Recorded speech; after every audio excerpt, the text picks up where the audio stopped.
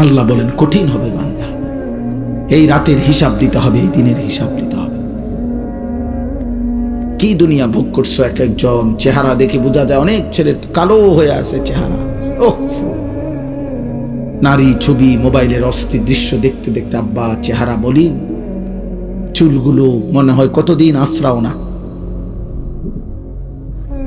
আহা, সৌন্দর্য কাকে বলে তাও তো জানো না।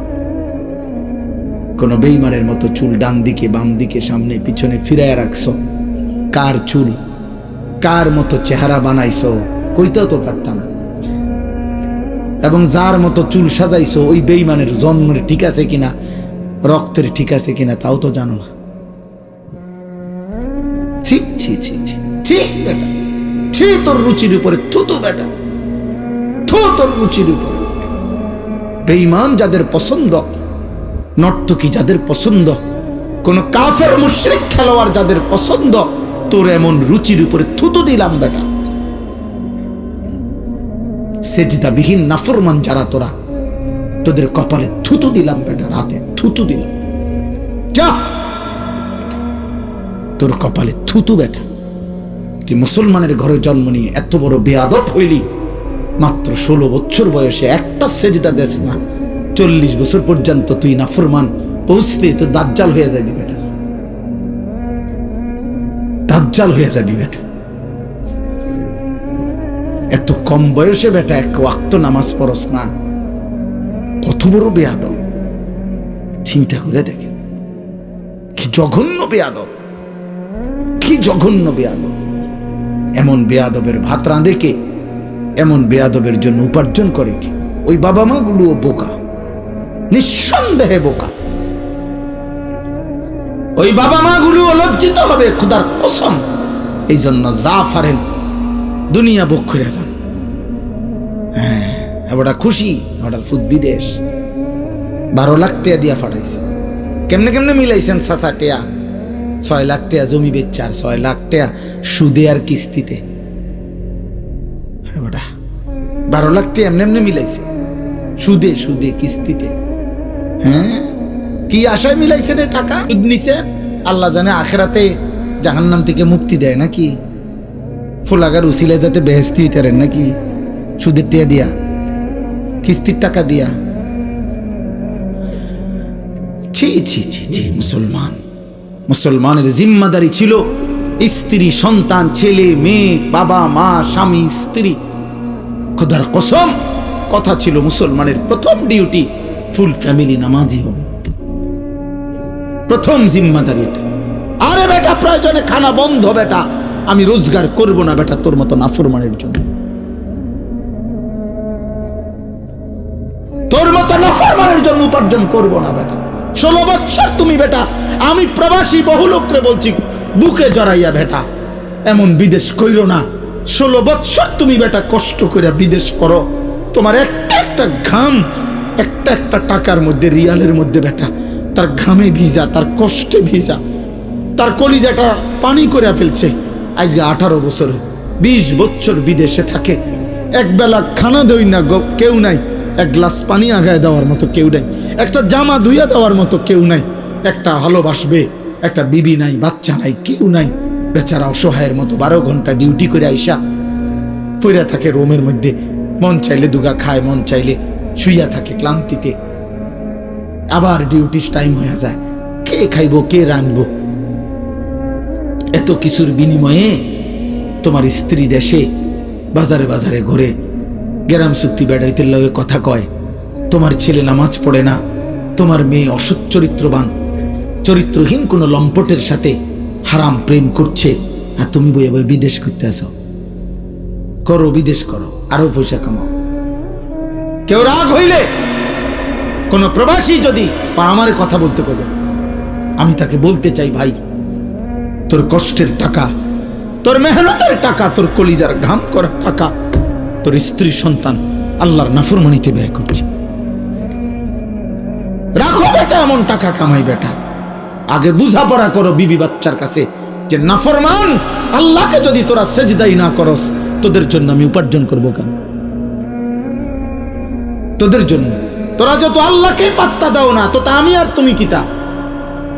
আপনি মনে রাখেন, একটা ছেলে একটা বাবা এখানে যদি থাকেন, আপনি মনে রাখেন, যেই সমস্ত আপনাদের ছেলে 14, 16, 18 মাত্র বয়স, 20 বছর বয়স, এক ওয়াক্ত নামাজ পড়ে না, ওই মনে রাখেন ও আপনারে কি বলতে চায় জানেন? ওই বলতে চায়, বাবা, আরে বাবা, এত বড় সৃষ্টিকর্তা, কায়নাতের সৃষ্টিকর্তা আল্লাহ আমারে ডাকে প্রতিদিন 5 ওয়াক্ত, উনারে আমি পাত্তা দেই না, তুই বাপ কিতা বেড়া? যা বেড়া বেড়া, তোর মতো বাপ বেড়া গনার ধরিনি বেড়া। আমি তো আল্লাহরই কিছু মনে করি না বেটা। এই গাদ্দার তো আল্লাহরই কিছু মনে করে না। এই জন্য আসমানের নিচে না, জমিনের উপরে বেনামাজি সর্বনিকৃষ্ট বেয়াদব। এই জন্য চেহারা কালো, আরো কালো হবে বেটা, মনে রাখিস বাপ। কোন বিবেকবানকে দেখাইস বেনামাজি ছেলে যে তোকে দেখতে প্রিয় মনে হয় না অপ্রিয়, তোকে দেখতে মায়া লাগে না, মায়া লাগে না, তোকে দেখতে আদর লাগে না, লাগে না। কোন বিবেকবানকে জিজ্ঞেস, সমবয়সী বন্ধু তোকে বলবে না কোনোদিন।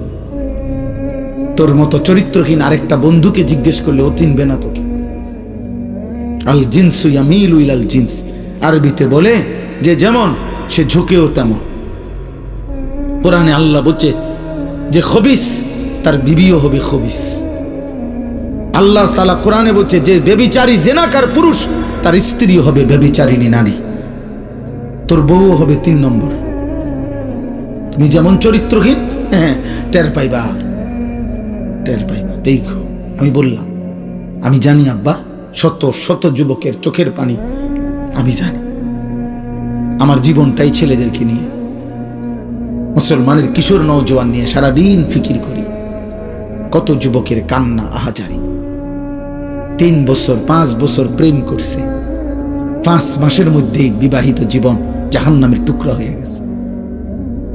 কারণ বিবাহের আগে ছেলের চোখেও মেয়ের কোনো দোষ নাই, মেয়ের চোখেও ছেলের কোনো দোষ নাই। কারণ ভালোবাসে না, তখন তো ভালোই বাসে। তো ভালোবাসলে আর দোষ দেখবো কিত্ত? তখন তো প্রেমের টাইম, তখন তো শয়তান সাথে আছে, তখন তো ইবলিস সাথে আছে। ইবলিস তো লোভনীয় করে দেখায়। কিন্তু বিবাহের পরে চূড়ান্ত বাস্তবতা, পৃথিবীর বাস্তবতা ফুটে ওঠে। তখন আর কোনো গুণ দেখে না, উভয়ের দোষে দেখে, দোষে দেখে। কোনো স্বামী যদি বাহিরে যায় আর স্ত্রীর ভিতরে যদি এটা থাকে যে তে বেড়াবো না আরেক বেড়ির লগে, তাহলে এই পুরুষটার জীবনের শান্তিটা কি? কোনো পুরুষ যদি বাইরে গিয়া ভাবে আমার স্ত্রী না জানি কোনো বেড়াইতে লগে নেই, হারাম সম্পর্ক, অবৈধ সম্পর্ক, এই পুরুষের জীবনে আর কামাই রোজগারি ও চাকরি ব্যবসার শান্তিটা কি? কত মেসেজ দেখতে চাইবা তুমি? চলো আমি দেখাই। আমার তো দায়িত্বশীল ছেলে আছে, আমার 2টা ছাত্র আছে, 2টা মাওলানা সাহেব, ওরা এখন, ওদের কাছে আমি মোবাইলে হোয়াটসঅ্যাপ নাম্বার দিয়ে রাখছি। অসংখ্য যুবক যাদের জীবন শেষ, চরিত্র শেষ, শরীরের সক্ষমতা নাই, যৌবনের ক্ষমতা নাই, লজ্জাস্থানের ক্ষমতা নাই, কোমরের ক্ষমতা নাই। কি কারণ? উলঙ্গ ছবি, নর্তকী। আহা, ধরতেও পারলো না, ছুঁইতেও পারলো না, দেখে দেখেই সুন্দর একটা সুস্থ সবল জীবন শরীরের ক্ষমতা শেষ করে দিছে। একদিন দেখবে সে তার সক্ষমতা নাই, দুনিয়াও নাই, আখেরাতও নাই, জাহান্নাম ছাড়া। দুনিয়া তো জাহান্নামের আগুন, মানে দুঃখে দুঃখে কষ্ট যন্ত্রণা, আখেরাত। আল্লাহ আমাদেরকে বুঝ দান করেন, আল্লাহ আমাদেরকে বুঝ দান করেন। আল্লাহ তাআলা বলেন, وَيَوْمَ يَعَضُّ الظَّالِمُ عَلَى يَدَيْهِ يَقُولُ يَا لَيْتَنِي اتَّخَذْتُ مَعَ الرَّسُولِ سَبِيلًا। আল্লাহ তাআলা বলেন, এই নাফরমান পাপীরা সেদিন নিজেদের দাঁত দিয়ে আঙ্গুলগুলো হাতের কামড়াইতে থাকবে, এই হয় কামড়াইয়া ছিঁড়ে ফেলবে, আর আফসুস করতে করতে বলবে, হায় যদি রাসূলের পথ ধরতাম। ইয়া লাইতানি ইত্তাখাযতু মা'আর রাসূলি সাবিলা। এরপরে বলবে, ইয়া ওয়াইলাতা লাইতানি লাম আত্তাখিজ ফুলানান খলিলা। যার কারণে যে নষ্ট হলো, যার কারণে যে চরিত্রহীন হইল, ছেলে হোক, মেয়ে হোক, বন্ধু হোক, বড় হোক, ছোট হোক, আল্লাহর কসম আল্লাহ বলেন সে তাকে স্মরণ করবে আর মনে মনে আফসোস করবে আর বলবে, হায় আমি যদি তাকে বন্ধু না বানাইতাম, লাম আত্তাখিজ ফুলানান খলিলা, আমি যদি তাকে বন্ধু না বানাইতাম। বন্ধু নামের যেই শয়তান আমাকে উলঙ্গ ছবি দেখে নষ্ট করেছে, বন্ধু নামের যেই শয়তান আমারে সুদের আড্ডায় লাগায় দিছে, ঘুষের আড্ডায়, বন্ধু নামের যেই শয়তান আমারে জিনা ব্যভিচারে আসক্ত করে দিছে, বন্ধু নামের যে শয়তান আমারে মদ জুয়া ব্যভিচারে লাগায় দিছে, আমি তো আর ফিরতে পারি নাই, আমি তো গুনার মজা পেয়ে আর ফিরতে পারি নাই, আমি তো অসভ্যতার মজা পেয়ে আর ফিরতে পারি নাই, আমি তো হারাম উপার্জনের নেশায় আর ফিরতে পারি নাই। লাকাদ আদাল্লানি আনিদ যিকরি বাদা ইয জাআনি। আল্লাহ বলেন নাফরমান সেদিন আফসোস করবে আর বলবে, হায় আল্লাহ, আফসোস আমার কপালে, আমার কাছে তো হেদায়েতের কথা এসেছিল, আমাগো এলাকার মধ্যে তো মাহফিল হইছিল, হুজুর আসছিল, কইছিল, আমগো গ্রামের মসজিদে তো প্রতিদিন 5 ওয়াক্ত নামাজের আজান হইতো, আমগো বাড়ির মধ্যেও তো কত নামাজি ব্যক্তি দেখতাম মসজিদে যাইতো, আমার আত্মীয় স্বজনের মধ্যেও তো অনেকে হাফেজে কোরআন ছিল, আমগো ঘরের তাকের মধ্যেও তো কোরআন রাখা দেখছিলাম, আমার মাও তো বলছে আমারে মুসলমান, বাপও তো বলছে আমি মুসলমান, আমি তো নিজেও ধর্ম যতবার লিখছি ততবার বলছি ইসলাম, আমার আইডি কার্ড, পাসপোর্ট, জন্ম নিবন্ধন সনদেও তো লেখা ছিল ইসলাম, সব কিছু তো ছিল, কিন্তু বন্ধু নামের ওই শয়তান তো আমারে গুমরাহ করে দিল। ওয়াকানা শাইতানু লিল ইনসানি খাজুলা। এই শেষ কথাটা শোন আব্বা, এই শেষ শব্দ কোরআন শরীফ বন্ধ করে দিছি, দেখো শেষ কথা হলো ওয়াকানা শাইতানু লিল ইনসানি খাজুলা। এটা মারাত্মক কথা। আল্লাহ বলছে প্রত্যেক মানুষকে গুনাহে লিপ্ত করাবার সময় শয়তান তার থেকে কেটে পড়ে। এই কথাটা ব্যাখ্যা হলো তাফসিরে আছে, কোরআন শরীফের অন্য আয়াতও আছে। অর্থাৎ একজন মানুষকে গুনাহ করাইবার আগ পর্যন্ত শয়তান তাকে ভীষণভাবে প্ররোচনা দেয়। প্ররোচনা, দেখ দেখ কিচ্ছুই তো না, দেখ আরে কত মানুষে বেটা, কত হুজুরও আছে, দেখে দেখ তুই কিচ্ছু তো না, দেখ টেহা লো বেটা, কত কত মানুষে লাখ লাখ টেহা ঘুষ খায়, মাত্র টেহা 200 লইবা কি বার, লইবি না। মানে এরকম শয়তান কোনো না কোনো ভাবে পাপীকে গুনার মন্ত্রণা, পাপের কথা, সুদ ঘুষ মদ জুয়া জিনা ব্যভিচার অশ্লীলতা বেহায়াপনা বেপরতা উৎসাহ দিতে থাকে, প্রেরণা দেয়। কিন্তু কোরআনে আল্লাহ বলছে যখনই সে গুনাহটা শুরু করে, কসম খোদার, তৎক্ষণাৎ শয়তান তার থেকে সরে পড়ে।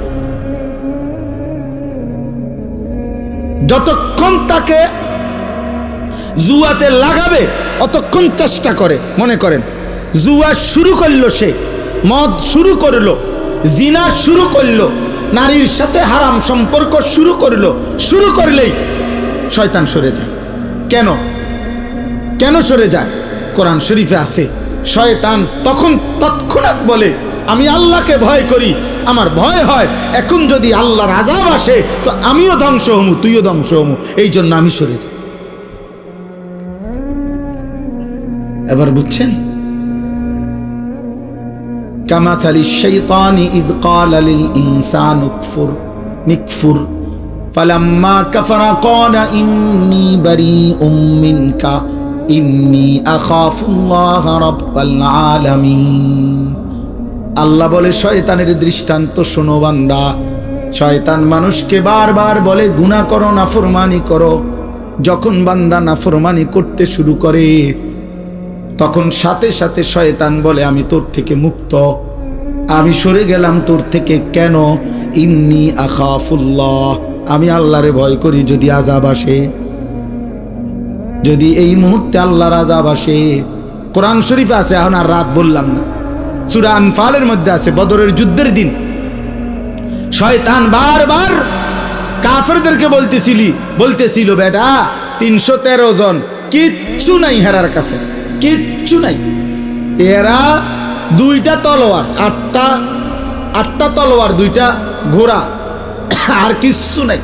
এই মানুষটি শুধু শুধু দাঁড়াইছে এনে তোমারা শুধু শুরু করবা যুদ্ধটা প্রথম ঠেলাইতে তেন উইরা যাইব এ মানে কোন রকমে লাগাইয়া কসম খোদার কোরআন শরীফে আছে যখন মুসলমানরা ফিরা শুরু করছে তৎক্ষণাৎ এই শয়তান সরে গিয়া দূরের থেকে বলতেছে আমি আল্লাহরে ভয় করি। আরে বাটফার তুই তো আল্লাহরে ভয় করছিস আগে কবি না আমরা এতটি লোকরে ফেসে ফেলাইয়া কারণ সে তো আল্লাহরে চিনে আগের থেকে বুঝছেন না কথাটা এটা সূরা আনফালে আছে যে আল্লাহ বলে দেখো এই নাফরমান কেমনে ধোঁকা দিল।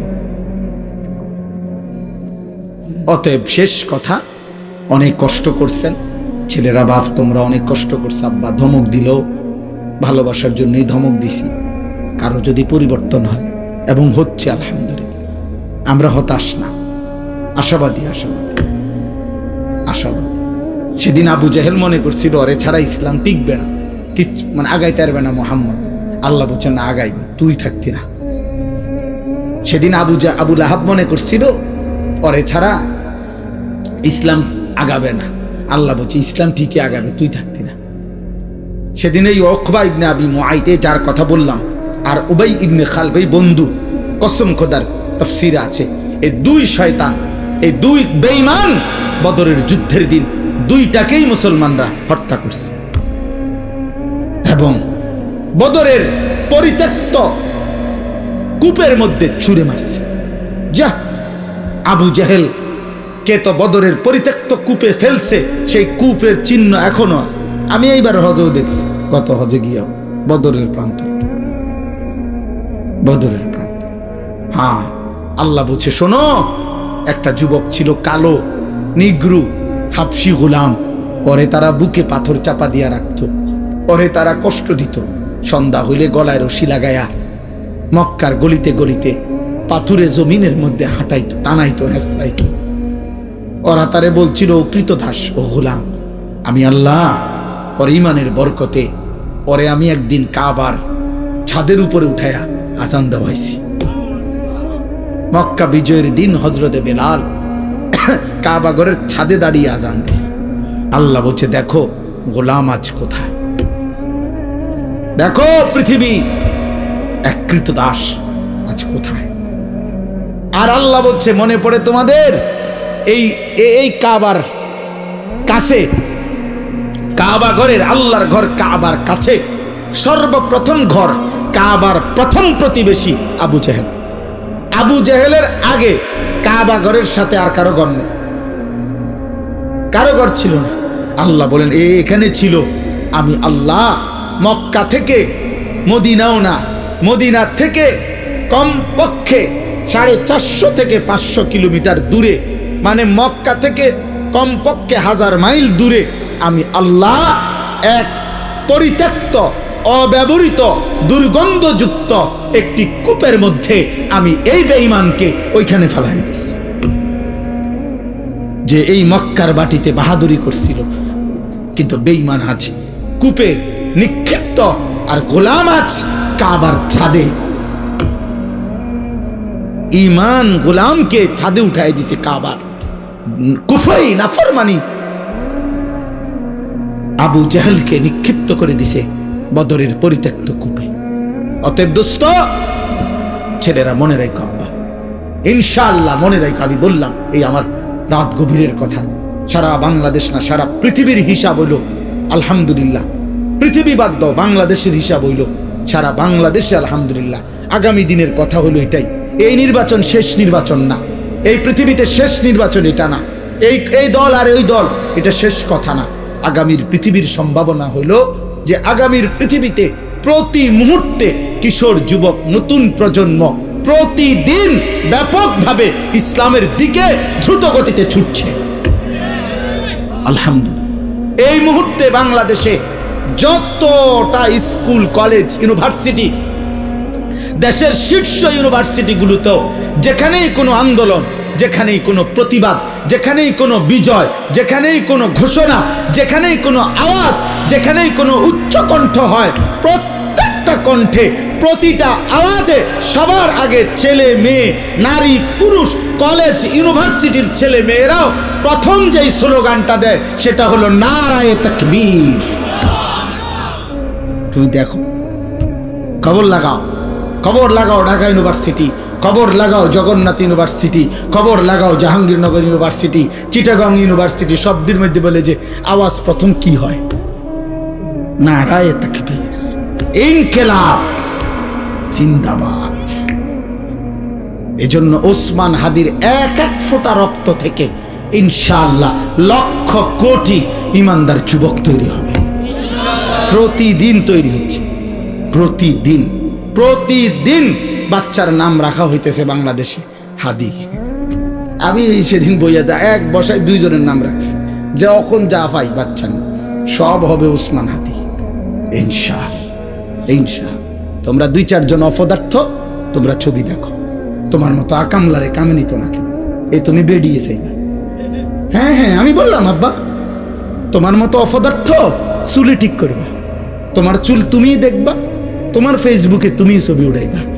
হ্যাঁ তোমার মাতলামি, হ্যাঁ তুমি মনে করছো লজ্জাস্থানের চাহিদা একটা ফেসাবের রাস্তা, এটার কাছে তুমি নিজেরে বিক্রি করে দিছো। তোমার পেশাবের রাস্তার চাহিদা পূরণ করতেছো তুমি, এই উলঙ্গ ছবি আর নারী দেখো দেখো, কিচ্ছু হইতো না। তোমার মতো অপদার্থ ছাড়াও 1450 বছর আকামলা ছাড়াও ইসলামী পর্যন্ত আসছে, আগামীতেও যাবে ইনশাআল্লাহ। ইসরাফিলের ফু পর্যন্ত থাকবে, কোনো সন্দেহ নাই ইনশাআল্লাহ। আমি থাকবো না, আমাদের পরবর্তী প্রজন্ম ইনশাআল্লাহ আল্লাহর জন্য জান দেবে, কালেমার জন্য জান দেবে, বিশ্বময় ইসলামের পতাকা উড়বেই উড়বে ইনশাআল্লাহ। এজন্য বাপ চলো আমরা দোয়া করি, রাত গভীরের এই দোয়ার মধ্যে দিল দিয়া বলো আল্লাহ আমারে বদলে দেন। আল্লাহ যদি না বদলায় আব্বা পারতা না। মদ, জুয়া, নারী, ছবি, অস্থির দৃশ্য, কিশোর ছেলেরা, যুবক ছেলেরা, এটা তোমার শেষ পর্যন্ত ইজ্জত দিবে না। এমন সুন্দর একটা জীবন নষ্ট করো না। নামাজ পড়ো, ফজরের নামাজ, 5 ওয়াক্ত নামাজ, দেখবা দুনিয়া তোমারে ভালোবাসবে, আল্লাহও তোমারে ভালোবাসবে, আল্লাহও ভালোবাসে। সারা পৃথিবীর ইমানদার এখন শহীদ শরীফ ওসমান হাদিকে চিনে, শুধু বাংলাদেশের মানুষ, সারা পৃথিবী। ফিলিস্তিনের মুজাহিদ ওসমান হাদির নামে স্লোগান দেয়, আফগানের মুজাহিদ ওসমান হাদির নামে স্লোগান দেয়, পাকিস্তানের মুজাহিদ ওসমান হাদির নামে স্লোগান দেয়। সারা পৃথিবী ওকে ছিল। ও ইমানদার ছিল, ও সাহসী যুবক ছিল, ও 5 ওয়াক্ত নামাজ পড়ত, তার চেহারা সুরত দেখলেই বোঝা যেত, এবং সে স্বীকার করত, সে নিজ কণ্ঠে বলছে আমি ইমানদারের সন্তান, আমি আলেমের সন্তান, আমি শাপলার সন্তান। সে বলছে ফ্যাসিস্ট যখন 2013 সালের 5ই মে শাপলা চত্বরে যখন জুলুম করেছে, ইমানদারের রক্তে মতিঝিলের শাপলা চত্বর যখন ভাসাইছে, সে বলছে আমি তখন সেখানেই ছিলাম, আমি দেখছি। সে নিজে বলছে, আমি তার বক্তব্য আমরাও শুনছি। সে বলছে আমি নিজ চোখে দেখছি হাফেজে কোরআন মাদ্রাসার তালেব ইলম একজন আরেকজনকে বুকে জড়ায় ধরছে, দুজনই লাশ হয়ে আছে, রক্তে ভাইসা রয়েছে। কত মুমিনের চোখের পানি, কত মজলুমের চোখের কান্না রক্তের উপরে, কত মানুষের গুম খুন, কত মানুষের আর্তনাদ, কত বিধবা নারীর আর্তনাদ। আপনারা জানেন না কত কিছুর বিনিময়ে এই জালেম পলাইতে হয়েছে। এই তো 1-2 দিনের জুলুম না, 17 বছরের জুলুম, 16 বছরের জুলুম। এই জন্য বাপ মনে রাখো, আমাদের প্রিয় ভাই, আমাদের কায়েদে মিল্লাত আল্লামা হাফিজ জুনায়েদ বাবুনগরী রহমতুল্লাহ আলাইহির খাদেম ছিল আমাদের প্রিয় ভাই এনামুল হাসান ফারুকি। এই যুবক তাগড়া জোয়ান যুবক ছিল, এমন সুন্দর বলিষ্ঠ যুবক ছিল, হাটহাজারী মাদ্রাসার হুজুরের খাদেম ছিল সে। ওরে এই গত ফেসিস্ট বেঈমান, এই নাফরমানরা জেলখানার নির্মম সুলুমার নির্যাতনের রিমান্ডে জীবনের তরে তারে পঙ্গু বানায় দিছে। আজ সে চীনে হসপিটালের মধ্যে মৃত্যুশয্যায়, অসুস্থ, রোগাক্রান্ত। সেদিনও দোয়া চাইছে আমাদের কাছে যে ভাই দোয়া করেন। এরকম ভাই, অতএব আমার আব্বা, আমি কিংবা তুমি, আজও যারা আসবে নতুন, এই শেষ কথা হইল, মনে রাখো আব্বা, শেষ রাত গভীরে কথা হইল, আমি চলে যাব, আমরা সবাই হয়তো চলে যাব, কিন্তু এটা মনে রাখবে, আমার মাটি, বাংলাদেশের এই জমিন, ইসলাম ছাড়া অন্য কিছু এখানে প্রতিষ্ঠিত করা যাবে না। এ মাটি ইসলাম ছাড়া অন্য কিছু নেবে না। লক্ষ কোটি আউলিয়া, বুজুর্গ, তাহাজ্জুদের সেজদাওয়ালা মুমিনের চোখের পানি এ মাটির সাথে মিশে আছে। অতএব ঈমান ছাড়া, ইসলাম ছাড়া বাংলার মাটিতে অন্য কিছু টিকবে না। আল্লাহ আমাদেরকে তৌফিক দেন। তোমরা নিয়ত করলা কিনা কও, বলো যে পর্যায়ে শেষ যারা টিকছো বইছো, তোমরাই কও যে আমরা ইনশাআল্লাহ ফজরের নামাজ পড়বো। বলো বাবা, নওজোয়ান বলো, 30 বছরের নিচে যাদের বয়স, তোমরা কও, দিল থেকে বলো, দিল থেকে বলো। দেখো তোমার আজকের চেহারাটা ছবি উঠায় রাখো। আগামী 3 মাস ফজরের নামাজ পড়ো। এই আনিসুর রহমান তো চাঁদের দেশে থাকি না, আমি কুমিল্লা ক্যান্টনমেন্ট ময়নামতি থাকি, সাহেবের বাজার। 3 মাস ফজরের নামাজ পড়ে দেখো, ইনশাআল্লাহ আল্লাহর কসম, এরপরের চেহারা আর এখনকার চেহারা তুমি মিলায়ে দেখো, রব্বে কাবার কসম তোমারে অনেক সুন্দর দেখাবে। পরীক্ষিত, ওষুধ দিলাম, প্রেসক্রিপশন দিলাম। তুমি তো সুন্দরী হইতে চাও, তোমাকে সুন্দর যেন দেখায়, তুমি সেজদা দিলে ইনশাআল্লাহ সুন্দর হবে। নবীজির এটার ওয়াদা, মান কাসুরা সালাতুহু হাসুনা ওয়াজহু। আল্লাহ নবী বলেন, যার নামাজের পরিমাণ বেড়ে যায় তার চেহারার সৌন্দর্য বেড়ে যায়। আল্লাহ আমাদেরকে তৌফিক দেন। আলহামদুলিল্লাহি রাব্বিল আলামিন। মওলাই করিম আপনি মাফ করে দেন, আল্লাহ আপনি মাফ করে দেন, মাফ করে দেন, দেন মওলা, মাফ করে দেন। ছেলেগুলোকে মাফ করে দেন, ছেলেগুলোকে মাফ করে দেন। ওরা বুঝে নাই রে মাওলা, ওরা বুঝে নাই, ওরা বুঝে নাই, ওরা বুঝে নাই, ভুল করে ফেলেছে মাওলা। অনেক দিন সেজদা দেয় নাই, আপনাকে ডাকে নাই, আপনি মাফ করে দেন। আপনি তো এই পৃথিবীতে কতজনকে, কত কোটি মানুষকে মাফ করেছেন, এই অল্প কয়েকজনকেও মাফ করে দেন। মাফ করলে আপনার ভান্ডারে কমবে না, মাফ না পেলে আমাদের উপায় থাকবে না। দেন মাওলা, মাফ করে দেন, মাফ করে দেন, মাফ করে দেন। কবরবাসীদেরকে মাফ করে দেন। প্রত্যেকে আমরা স্বজন হারা, কেউ মা হারা, বাবা হারা, আত্মীয় হারা, স্বজন হারা। আল্লাহ আল্লাহ আমাদের সবারই আত্মীয় স্বজন কবরে আছে, মাফ করে দেন, দেন আপনি মাফ করে দেন, মাফ করে দেন। কিয়ামত পর্যন্ত কবরের আযাব মাফ করে দেন, কবরগুলোকে জান্নাতের টুকরা বানায় দেন। আমার বাবা, চাচা, দাদা যারা বসে আছেন সকলকে আল্লাহ শেষ জীবনটা আরো বেশি নেক আমলের তৌফিক দেন। রাত গভীরে কুয়াশার ফোঁটা ফোঁটা পানি পড়ছে রে মাওলা, এরপরও যে ছেলেগুলো এতটা কষ্ট করে বসেছিল, আল্লাহ এদেরকে খালি হাতে ফিরায় দিয়েন না। আল্লাহ এদের কলিজায় ঈমান দিয়ে দেন, এদের কলিজায় তাকওয়া দিয়ে দেন। আল্লাহ আপনার ভয় দিয়ে দেন, জাহান্নামের ভয় দিয়ে দেন, আখিরাতের ভয় দিয়ে দেন। আল্লাহ নেককারের সঙ্গী বানায় দেন, উলামায়ে কেরামের সঙ্গী বানায় দেন, ফজরের মুসল্লি বানায় দেন, ফজরের মুসল্লি। আমি বলছি মাওলা, সেজদা দিলে চেহারা সুন্দর হবে, আপনি সুন্দর করে দিয়েন মাওলা। আমি আপনার বান্দাদের কানে পৌঁছাইছি, আপনি কলিজায় পৌঁছায় দেন।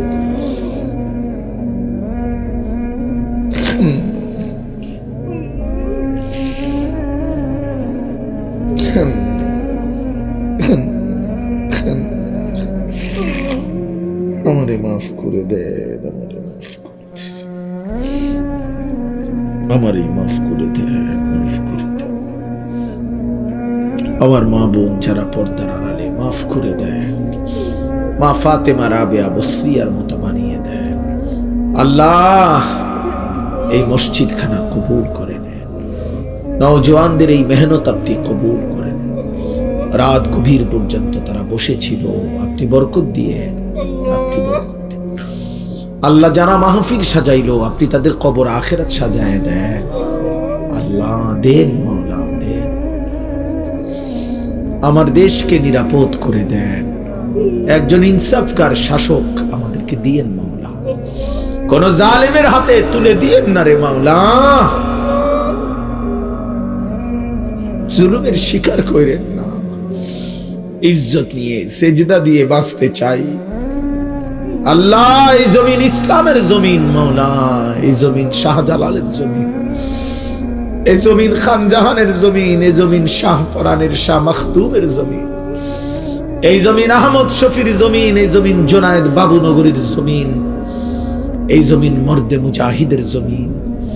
আল্লাহ এই পবিত্র মাটিতে আপনি ঈমানকে বুলন্দ করে দেন, কালেমাকে বুলন্দ করে দেন। আমার প্রিয় ভাই শহীদ শরীফ ওসমান হাদি রাহমাতুল্লাহ আলাইহি, তার কবরকে নূরে নূরে ভরপুর করে দেন। যার যত নেক মাকসাদ আছে পূরণ করে দেন, অভাব দূর করে দেন, অসুস্থ বিমারি শিফা করে দেন, কামাই রুজিতে হালাল বরকত দেন। আল্লাহ প্রবাসী বিদেশি যারা নিরাপদে রাখেন, আল্লাহ প্রবাসীর বিবিকে বুঝ দেন, প্রবাসীর ছেলে মেয়েদেরকে সেজদাওয়ালা বানায় দেন। দেন মাওলা, দেন মাওলা। বেচারা বিদেশের জমিনে কষ্ট করে, তার বিবি বাচ্চারে নাফরমান বানায়েন না, নাফরমান নাফরমান বানায়েন। রব্বিরহামহুমা কামা রব্বায়ানি সগীরা, রব্বিরহামহুমা কামা রব্বায়ানি সগীরা। রব্বানা হাব লানা মিন আজওয়াজিনা ওয়া যুররিয়াতিনা কুররাতা আ'য়ুন ওয়াজআলনা লিল মুত্তাকিনা ইমামা। রব্বি জাআলনি মুকিমাস সালাতি ওয়া মিন যুররিয়াতি। রব্বানা ওয়া তাকাব্বাল দুআ। রব্বানা ইগফির লি ওয়া লিওয়ালিদাইয়া ওয়া লিল মুমিনিনা ইয়াওমা ইয়াকুমুল হিসাব। সুবহানা রাব্বিকা রাব্বিল মুরসালিন ওয়ালহামদুলিল্লাহি রাব্বিল আলামিন।